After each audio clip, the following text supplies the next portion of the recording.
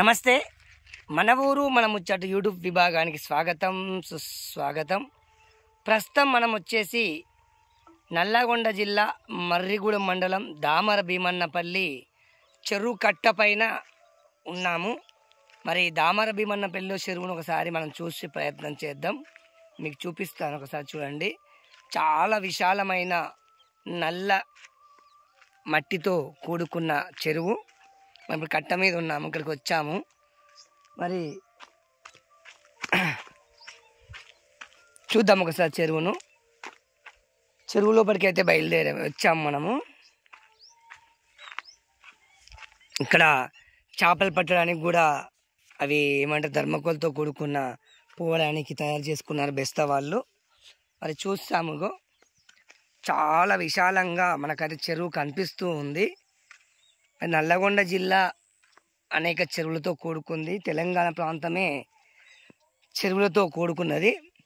మనం వీక్షిస్తూ ఉన్నాము. చెరువు నల్ల మట్టితో కూడుకున్న చెరువు. మనం విశాలంగా ఉంది, చాలా పెద్దగా ఉంది.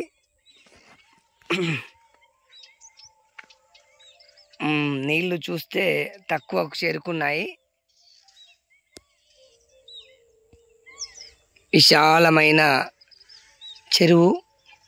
మరి ఉత్తర భాగంలో ఉత్తర దక్షిణ వైపు చెరువు కట్ట ఉంది. ఈ చెరువు వచ్చేసి ఉత్తరము ఆ చివర నుంచి చాలా విశాలమైన కట్ట కూడా కనిపిస్తుంది మనకు, పొడవాటి కట్ట. ఉత్తర దక్షిణ ముఖాన చెరువు కట్ట నెలకొల్పబడి ఉంది. మరి నీళ్ళు వచ్చేసి తూర్పు భాగంలో ఆగి ఉన్నాయి. మరి చెరువు కట్ట పూర్తిగా చెట్లతో, మురికి తుమ్మ చెట్లతోటి నిండుకొని ఉంది. మరి మనం చూస్తూ ఉన్నాము. నల్ల మట్టితో కూడుకున్న చెరువు, నల్ల చెరువు. విశాలమైన దామర భీమన్న చెరువును మనం చూస్తూ ఉన్నాము. ఇప్పుడే కట్టమైసమ్మ కాడ చెరువులోకి దిగడం జరిగింది. మరి మధ్యలో కొన్ని ఆలేటి పెట్టెలు కూడా పోతూ ఉన్నాయి. మరి చెరువుకు చుట్టుముట్టు మొక్కజొన్న, వరి చేను వేయడం జరిగింది. కట్ట పైన మరి బెస్త వాళ్ళు ఒక గుడిసెని అయితే ఏర్పాటు చేసుకోవడం జరిగింది, చేపలు పట్టేవాళ్ళు. మరి చెరువు అయితే కట్ట విశాలంగా వెడల్పుగానే ఉంది,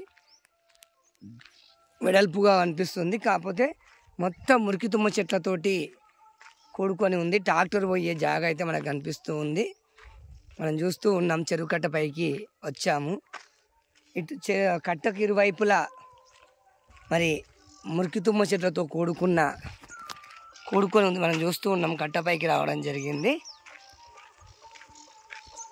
దామర భీమన్నపల్లి చెరువు చాలా విశాలంగా పెద్దగా నల్ల మట్టితో కూడుకున్న చెరువు మనం చూస్తూ ఉన్నాం ప్రస్తుతము. మొత్తం మురికి తుమ్మ చెట్లతో నిండుకొని ఉంది. మరి కరువు పనిలో భాగంగా ఇవి సాఫ్ చేస్తే బాగుంటుంది. ఈ మురికి తుమ్మ చెట్లు తీసి మంచి మంచి ఈత వనములు అలాంటి చెట్లు పెడితే కూడా బాగుంటుంది.